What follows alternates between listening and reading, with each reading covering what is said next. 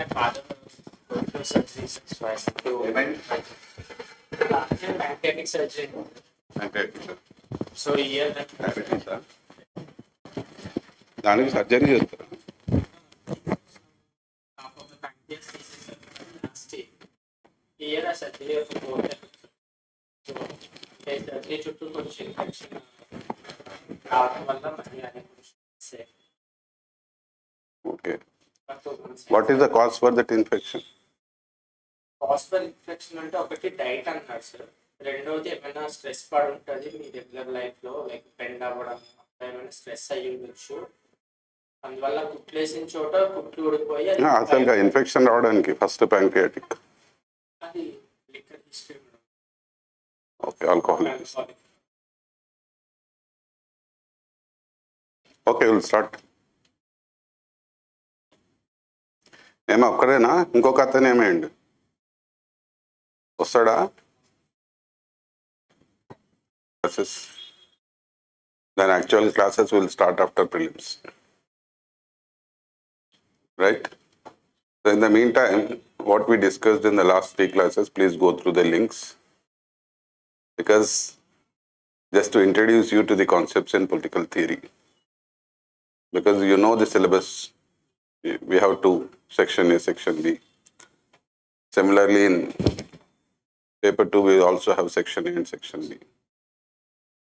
So in section A, it's central to understand. If you have grip on the section A, possibly you can write answers even with respect to India-specific government and politics. Similarly, there are certain concepts identified in paper 2, section A, which are no different because they are a continuation of the concept that we study in paper 1, section A.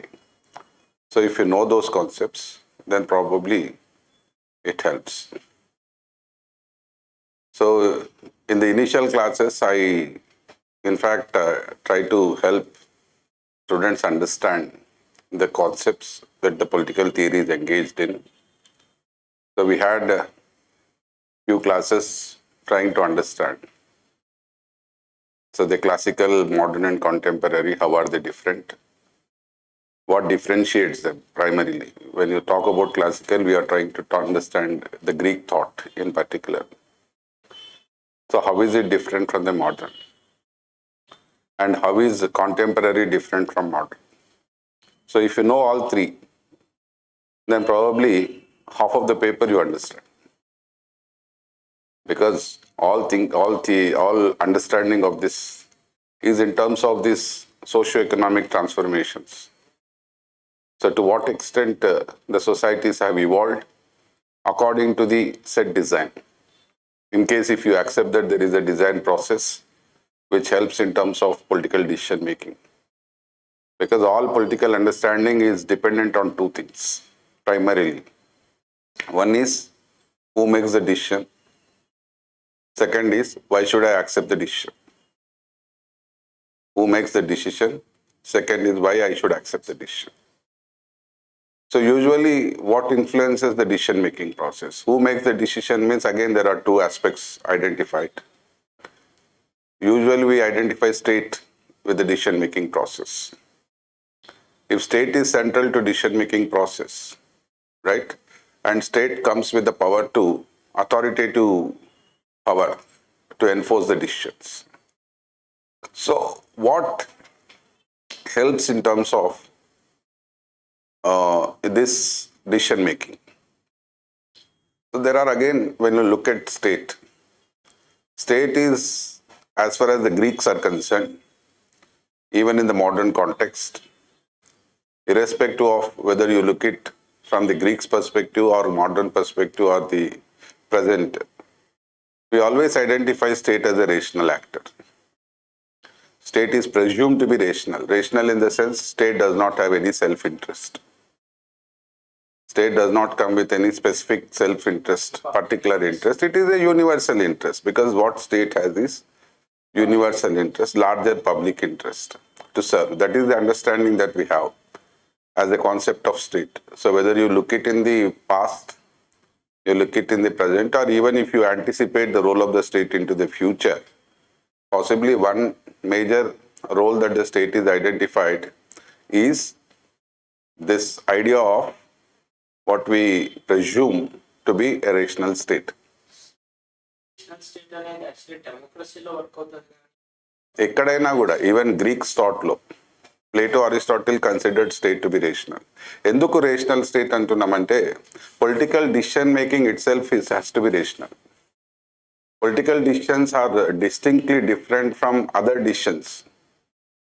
Political decisions are distinctly different from other decisions. For example, take a family. The decisions that your father makes are limited to the family. So it is mostly identified as patriarchal. So the decisions need not necessarily be rational, right? Because there is selflessness inside the family. So when your father makes a decision, even if you don't accept the decision, right, you comply with that.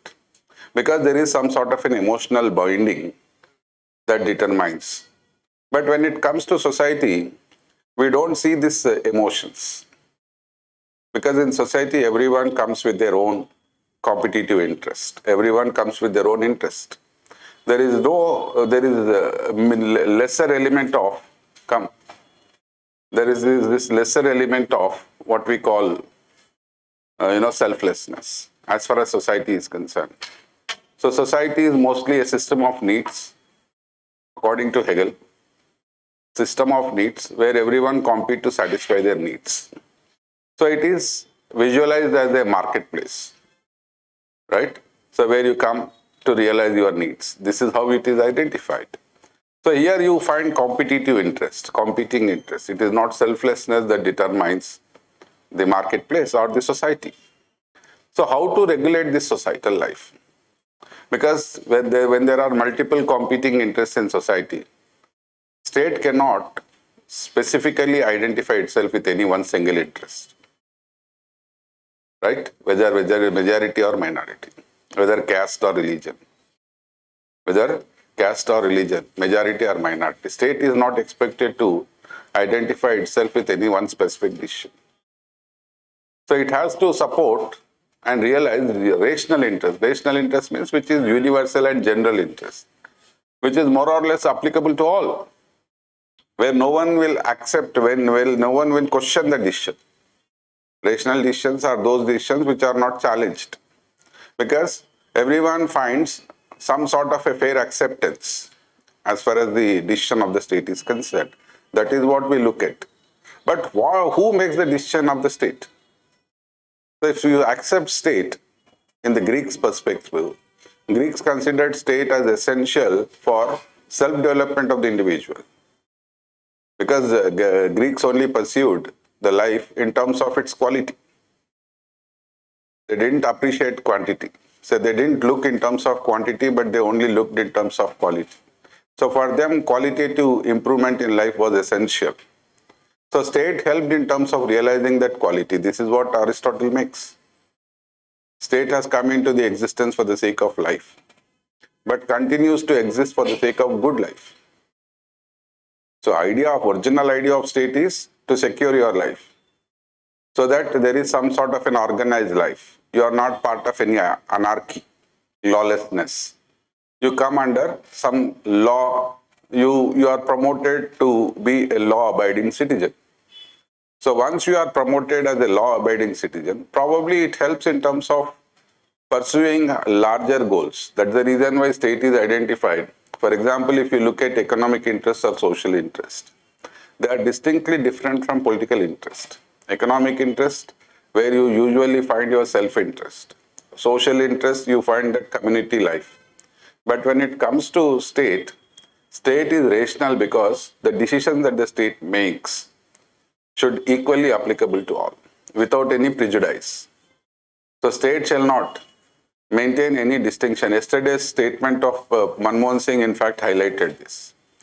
In the newspaper, Manmohan Singh has written a letter, open letter to the Prime Minister stating that the Prime Minister had been siding with one community or the other.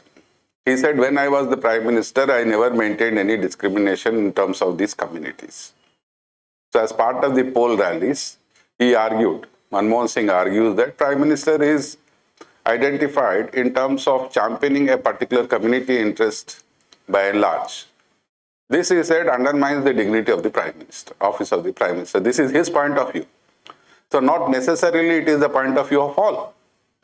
There are multiple people inside, right? So there are crores of population who may believe or who may appreciate the stand taken by the Prime Minister. Agreed? So this is where the conflict comes. So as part of the societal life, how to arrive at a decision which is universal and general.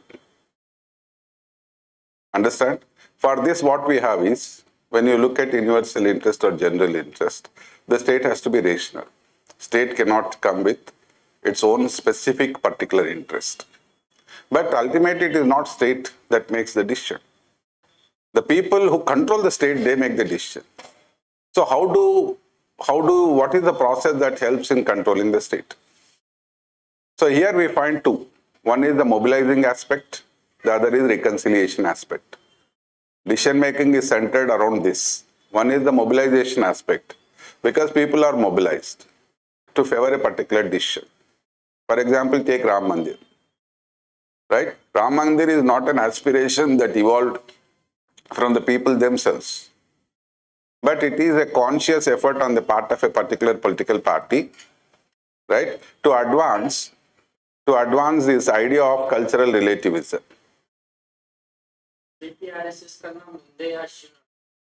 ముందే issue ఎప్పుడు వచ్చింది post independent ఇండియాలోనే వచ్చింది. Post independent ఇండియాలో the idols were placed over night inside this Masjid. Thereafter, the dispute evolved. Maybe, right? So this is how it is politicized. Mobilization ekla jarigindi. How did you mobilize people? How did you mobilize people for the sake of this? So you have taken up a Rath Yatra to make people conscious about their culture. Is it not a mobilizational aspect? So where the political decision is governed by mobilizing the popular support for a particular idea.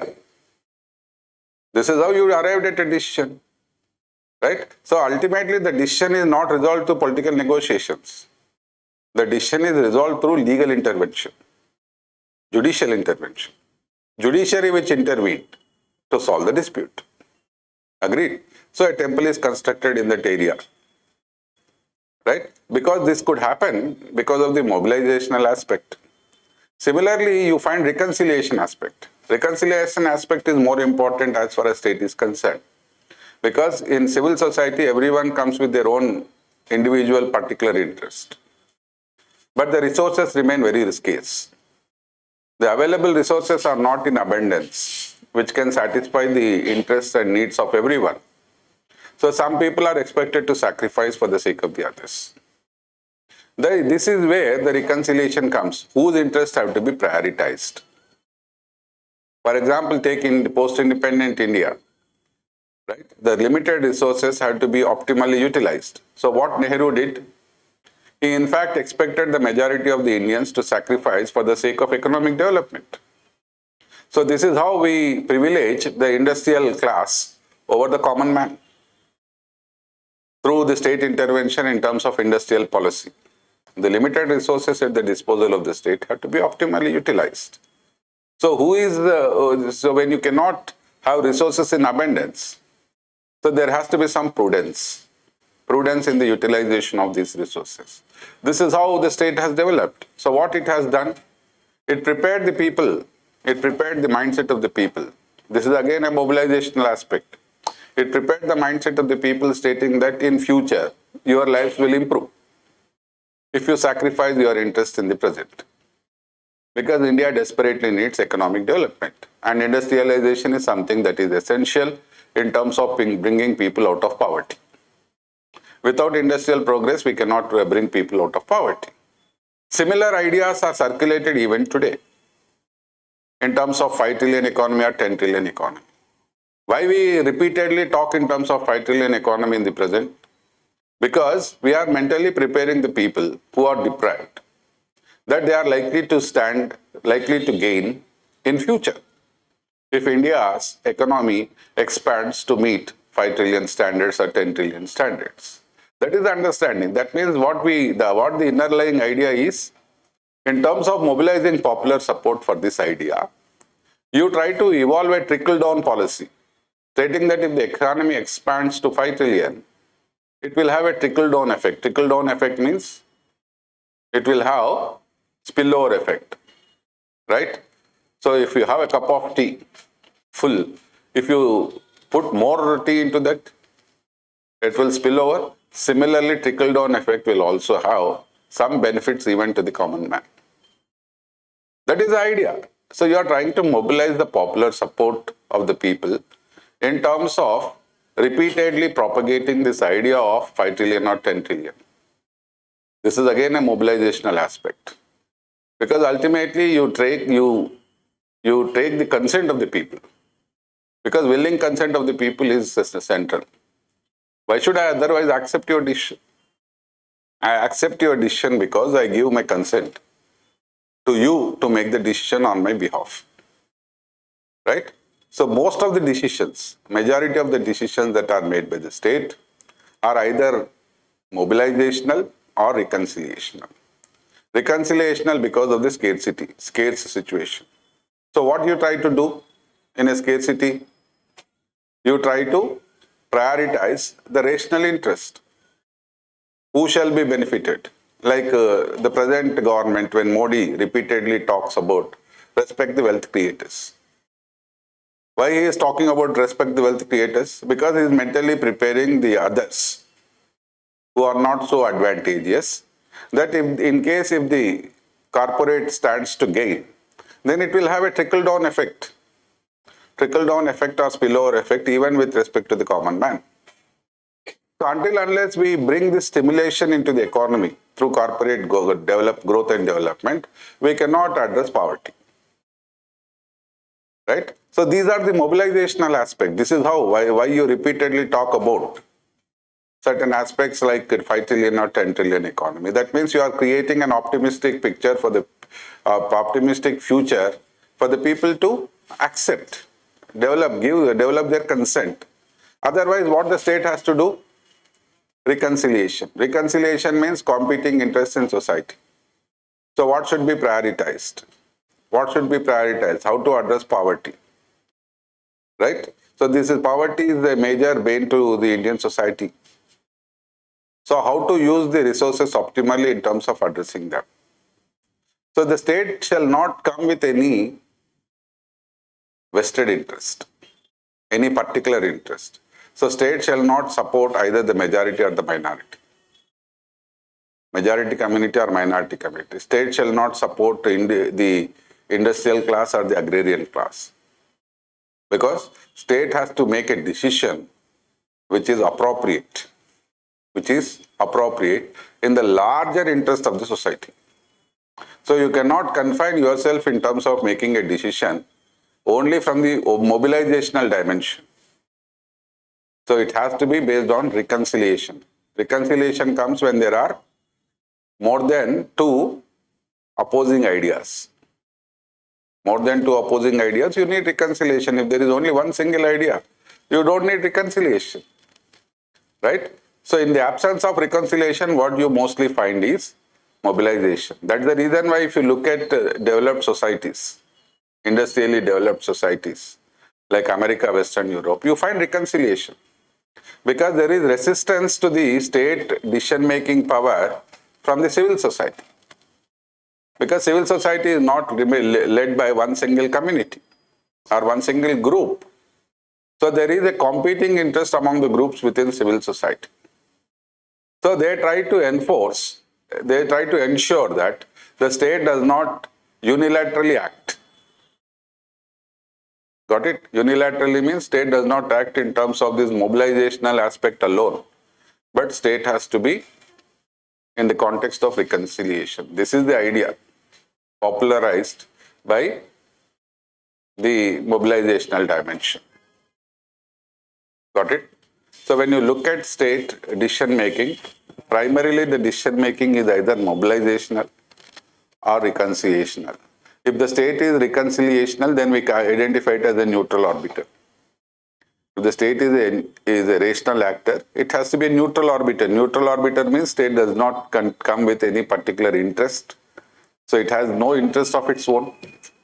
So as a neutral empire, it has to sit in judgment in resolving the conflict. This is the idea that modern state comes with. Modern states are identified as neutral arbiter or night watchman state. They don't have any specific interest. They have to have rational interest. This is the idea even the Greeks had. Greeks identified state as a rational actor because Greeks had this practicing democracy. So they taught people by participating in the decision-making process. Because political decision-making cannot be arbitrary. When you arrive at a decision, there will be people who oppose the decision. So there has to be some deliberation, discussion, right? So when you arrive at a decision through discussions, then it has to be rational. Understand? This is what the Greeks identified as dialectics. Greeks argued that the decisions have to be arrived through dialectics. Dialectics means where if I come with a particular point of view, you come with the opposite point of view. So as part of the discussion, as part of the debate, what will happen? We both find some common ground, which is acceptable to you, right? So that is the rational interest. Because neither I am trying to enforce my decision, nor you are trying to enforce your decision. Instead, we both, through discussion, through debate, right, we come to arrive at a common standpoint of view. A common stand which is acceptable to both. That is rational decision. Right? So Greeks practiced dialectics because they practiced direct democracy. So they considered this ability to think and discuss helps in your mental capacity, helps in the development of your mental capacity to think. So Greeks justified state as a rational entity because it helps in improving your capacity to think. And that's the reason why the Greeks did not permit women to participate in political decision making. Neither Plato nor Aristotle, particularly Aristotle, he was out and out in favor of patriarchy. In fact, he justified patriarchy because he argued that women do not have sufficient leisure to participate in political decision making. Only when you have leisure, you have this time to think. In the absence of leisure, you don't find sufficient time to think. So political decision making is not something based on emotions. For Greeks, the political decision making has to be based on reason and rationality. That means decision has to be based on reason and rationality. That means it has to be based on through debate and discussion. This is what they identified as dialectics. You have to arrive at the opinion or decision only after the employment of dialectics. Use the dialectics, right? So if there are two opposite ends, two opposite views interacting with each other, at least there will be a common ground which is acceptable to both. That is how you try to identify the rational interest, the Greeks. But in the modern context, we don't find this idea of direct participation. So we try to identify the state as a neutral arbiter. Because decisions are not made by the people. Instead, state is identified through representation to make a decision. So if the state has to act as a neutral arbiter, right, then it has to arrive at a rational decision. This is the idea. Neither it should support any particular community nor any religion. So state is identified to be a secular state above all this. A secular state which is above all religion, caste, gender and all, trying to promote the rational interest of all. This is the idea. So state is mostly identified as a neutral arbiter because the state is controlled by the civil society in the modern context. This is the idea. But in the contemporary, what we find is there is a clear deviation. State is no longer identified with reason and rationality. Of course, state comes with reason and rationality, but state is also dominated by emotions and passions in the rise of culture. Right? So this is where you find cultural justification. The state is mostly identified even with respect to the dominant cultures. So dominant culture is something that is promoting some sort of an emotional attachment. Culture is something that is shared. Anything that is shared comes with some sort of an emotional binding. If you want to have some shared idea, that's the reason why nation is a shared idea. Culture is a shared idea. If it is a shared idea, then it has to come with some emotional bindings. And that is how it acquires legitimacy. So the state is no longer identified in terms of this pure neutral orbiter phenomena. The state may side with certain underprivileged sections of the population. So on one side, the state is proactive. And in terms of this proactiveness, the state also acquired justification. So this proactiveness of the state may lead to two. If the state becomes increasingly intolerant, it may develop into a fascist state. Fascist state means a state which remains highly intolerant to the presence of the other. Or the state may also become a socialist state.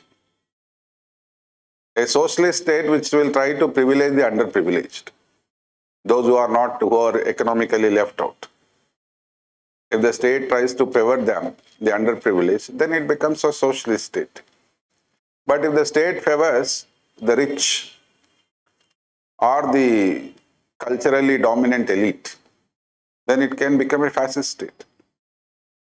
So the state definitely is not a neutral state in the modern contemporary context. Because the idea of nation is no longer rational. The idea of nation has evolved into emotion. Idea of nation, as long as it remained rational, the state appeared to be neutral arbiter. But when the idea of nation is no longer identified with reason and rationality, the state also has become emotional. That's the reason why I said the multicultural societies are not welcome in all states. Right? You find resistance. You find resistance to this idea of multiculturalism. Not every state is identifying itself with the multiculturalism. We have an example. Brexit is a classical example of resistance to multiculturalism from within Europe. Great Britain exiting from European Union. Why it has exited from European Union? Because it tried to reinvent the idea of nation. When you try to reinvent the idea of nation, then you try to identify everything in terms of economy, polity and all. Got it? So you wanted separation. So this is where the nation operates. So Brexit is a reinvention of this idea of nation. Otherwise, European Union in fact succeeded in terms of promoting shared culture, shared sovereignty, shared territory. Suddenly, if there is a revival of a nation, that means the idea of sharedness did not succeed in terms of promoting integration. So Brexit may lead to Frexit, France, Brexit, Netherlands. We can't say. Right? It may happen. So why it is happening in the contemporary era? Because the state is no longer identified as a neutral arbiter. State is trying to prioritize. State is trying to prioritize its own interests, particular interests, national interest. That is the reason why you find these changes. Understand? So this idea of state is also central to political understanding. Initially, the idea of state is identified with the realization of justice. But today, the idea of state is not identified in realization of justice alone. because the idea of state has become more aspect of emotion rather than reason and rationality.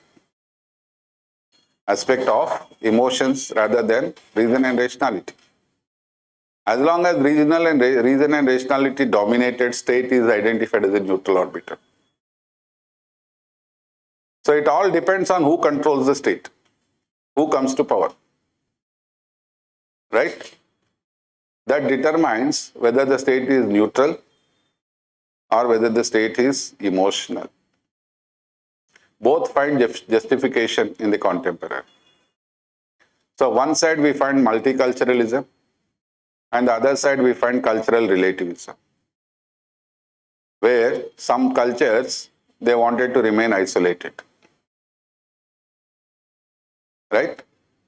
So this is where has actually led to the crisis in Palestine today.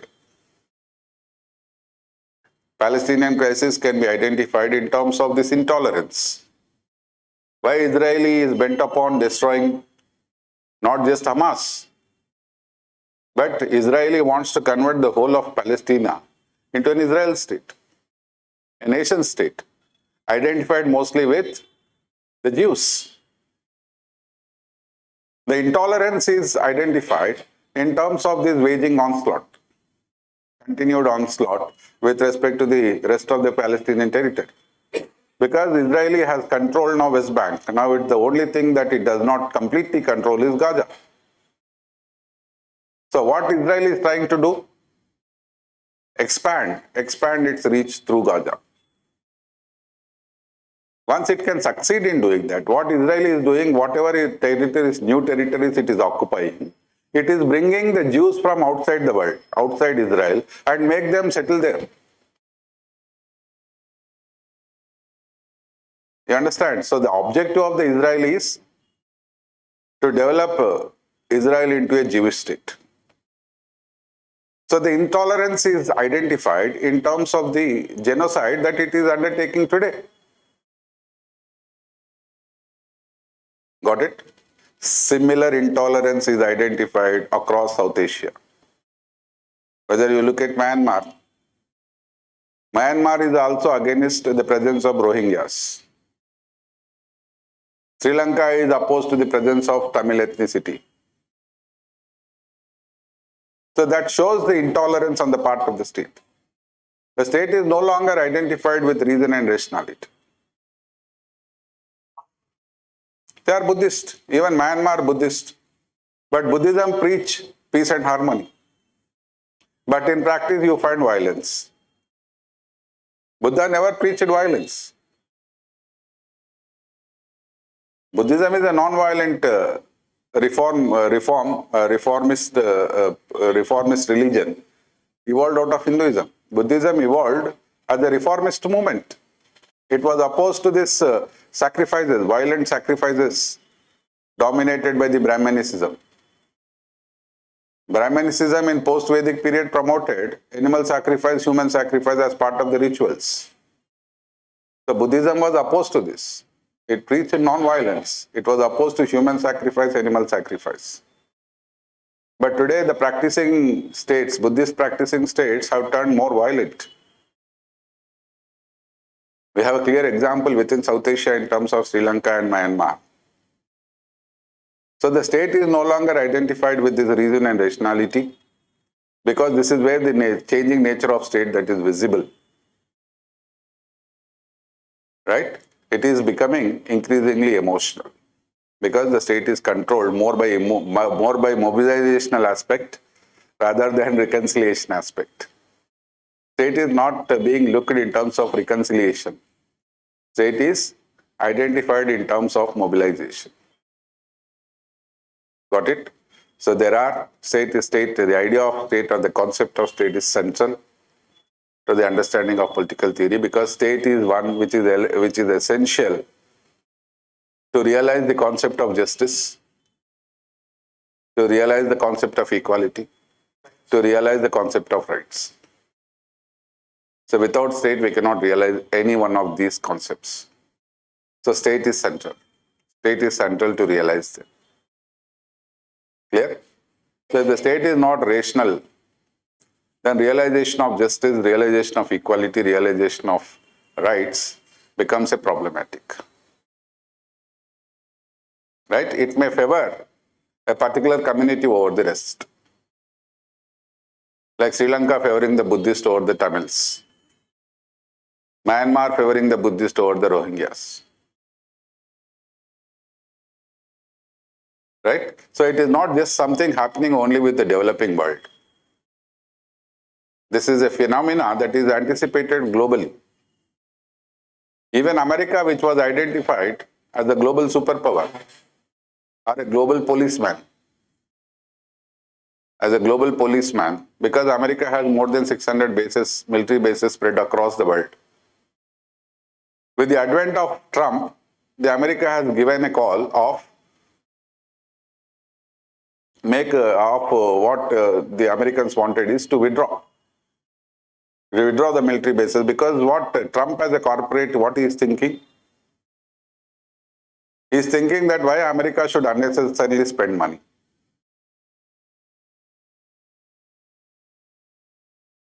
In maintaining global peace. Let the member countries contribute equally. Why America alone should take this responsibility? So this is what he initiated, offshore balancing policy. So America thought that instead of taking the responsibility onto its own, it thought of, offshore, like business process outsourcing. Outsource the security to the regional hegemons like India, in Indian Ocean. Identify a power and outsource the responsibility to that power. And America will only provide logistic support as and when required. So this can help in terms of withdrawing its military bases across, transferring the responsibility to the regional powers. Right? But when Biden came to power, he wanted to revive this idea of make America great again. That means America will not shed its responsibility of a global policeman. This is a perception. But even with all these perceptions, American state is not neutral. American state is not rational, both internally and externally. Externally, you find American policies favoring the Americans. And internally, you find white supremacism. Whites controlling the American power. Because you saw in the recent past a movement organized by the blacks, Black Lives Matter. That means the state is increasingly has become intolerant to all sections of the population. The state only appears to have become emotional rather than rational. Right? So the power is no longer identified in terms of its reconciliation aspect. The power is mostly used for mobilizational aspect. Mobilizing popular support. This is how you try to identify the changing role of the state. Right? So concept of state is central to understand the political theory. Not only state, when you identify state, state comes with a form of government. What is the form of government that the state has?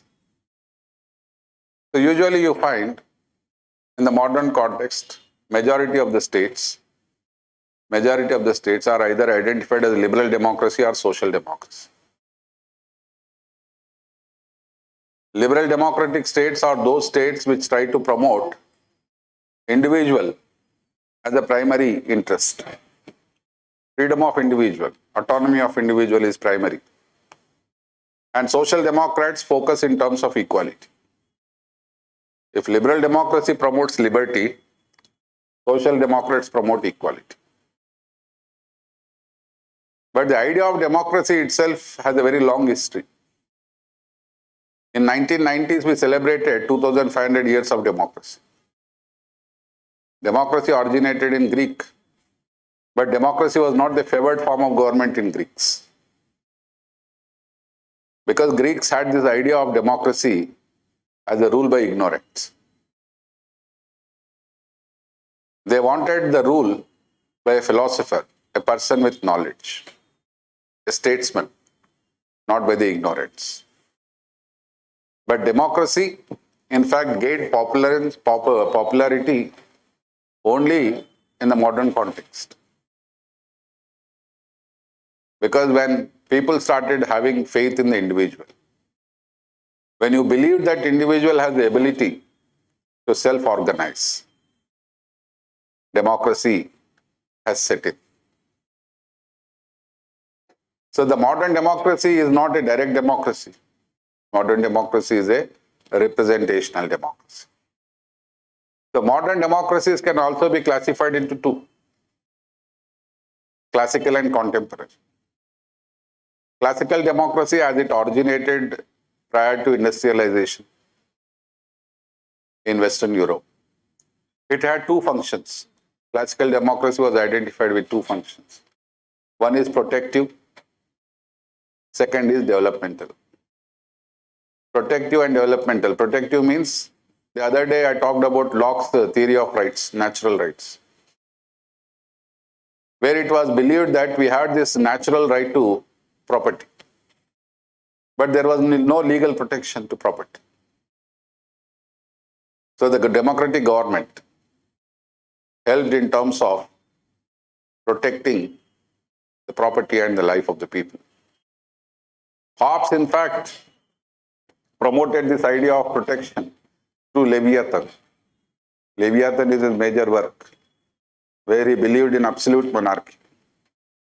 Absolute monarchy to expand the freedom of the individual. Because Hobbes thought that the state is rational. If the state is rational, even monarchy, if it is absolute, is also justified. Because it only works for promoting the larger interest of all, according to Hobbes. But Locke was not in favor of absolute monarchy, but he was in favor of limited sovereignty. And that's the reason why Locke brought in this liberal democracy, where people have control over the state. So people should have control over the state. That's the reason why representative democracy was considered the best form of government, where people exercise their choice.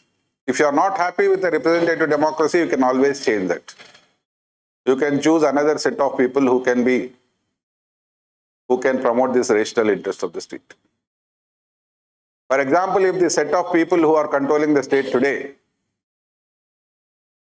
right, dominated by emotion rather than reason, at every election people find an option to replace them with people or with the set of people who can be more rational than emotional. This is how people can control the state. And that's the reason why Locke was identified to have established this idea of state based on the consent, willing consent of the people. State exists only with the consent of the people. Consent of the people means where people cast their vote to extend the consent. This is how the democracy is identified. So the classical democracy is identified as protective and developmental. Developmental because it helps in promoting the creativity within the individuals. Because political decision making is always a creative decision. It has to satisfy everyone. If the decision has to satisfy everyone, then it has to be creative. Because we creatively argue to arrive at a consensus. That is how reason and rationality helps in arriving at a decision, creatively. That's the reason why political decision making is both identified as an art as well as science. It is art because creativity sets in identifying a particular decision. It is science because you are also depending on the data, empirical data, to arrive at a decision. Empirical data means how much population is below poverty line. If you have a ready-made data on hand, this is science. Science helps in identifying the data. But the decision to help people come out of poverty, sometimes we may come with a creative idea. then it becomes art. Political decision making becomes art if you are arriving at a decision through creativity. But it is supported by science, that means the empirical evidence. How much of the population is below poverty line? You understand? So political decision making is based on state apparatus. And what controls state is who is elected. So classical democracy considered democracy to be protective and developmental. But modern context democracy is identified as elitist and pluralist. Contemporary democracy is elitist and pluralist. Elitist in the sense we are only electing the elite. Take for example in Andhra or Telangana, whom we are electing. We are electing the established political elite. Either we are voting for TRS or we are voting for BJP or Congress. So we have an established elite in place, political elite in place. And our choice is limited only in terms of choosing this elite. It is not the mass who are elected. Right? Everywhere, modern contemporary democracy is limited in terms of choosing elite among the circulation of elites. ఇక వాళ్ళే కదా political elite గుర్తింపు ఉంది కదా, ఒక ఎలీట్గా గుర్తింపు అయితే ఉంది కదా. ఎక్స్పీరియన్స్ ఉన్న వాళ్ళు ఎంతమంది కామనర్స్ ఉండరు. బ్యూరోక్రాట్స్ కూడా ఎక్స్పీరియన్స్ ఉన్న వాళ్ళే, కానీ బ్యూరోక్రాట్ని ఎలీట్ అంటున్నామా? ఎవరిని అంటున్నాం elite? Established, where power remains in the hands of this few elites. So ఆంధ్రాలో ఏముంది? చంద్రబాబు నాయుడు, వైఎస్ఆర్, జగన్మోహన్ రెడ్డి, ఇది తప్పించి మిగతా ఆప్షన్ ఉందా? ప్రస్తుతానికైతే లేదు. ఫ్యూచర్లో ఇంకెవరైనా రావచ్చు, ఫ్యూచర్లో జనసేన ఇవాల్వ్ కావచ్చు, బీజేపీ ఇవాల్వ్ కావచ్చు. ప్రస్తుతానికైతే choice is limited only in terms of the CBN or Jaganmohan Reddy. So ఇక్కడ సోషల్ మీడియాలో కూడా ఏముంటుంది నీకు ప్రచారం? CBN or YS Jagan. So betting జరిగిన ఎవరిపైన చేస్తున్నారు వీళ్ళిద్దరు అంటే అర్థమైంది. మా contemporary democracy has become elitist, where we have no other choice but to choose among the circulation of elites. And pluralist అంటున్నాం. ప్లూరలిస్ట్ అంటే ఏంది? At least we have multiple choice, multiple political parties in fray where we can make a choice. Multi-party system. Contemporary democracies are limited to these two, pluralist and elitist. Multi-party system and elites. Ultimately, it is the elite who control the state in the name of democracy. Right? So we don't find a reconciliation state today. Mostly we find mobilizational states. States which bank on popular mobilization.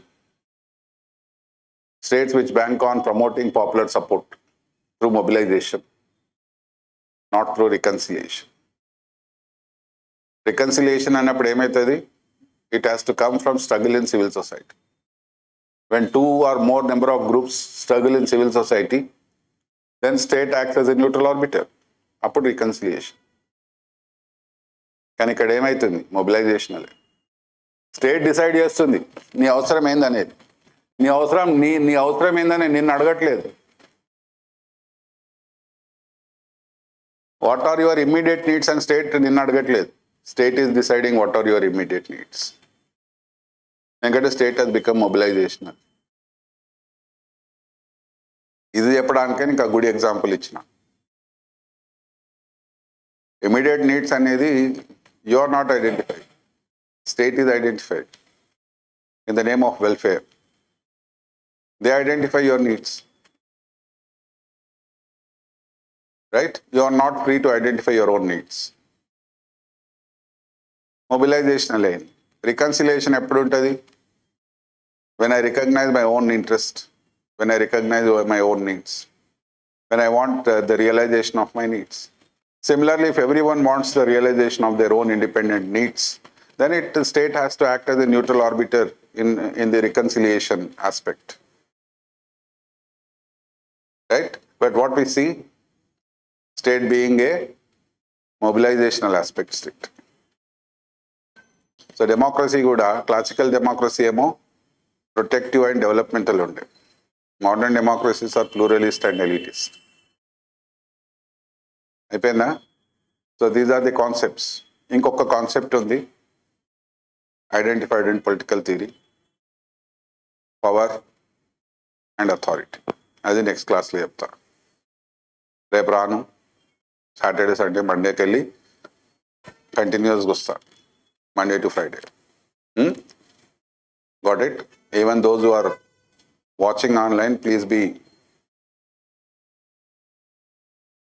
identify this. We'll have our class on Monday to Friday. Right? Thank you.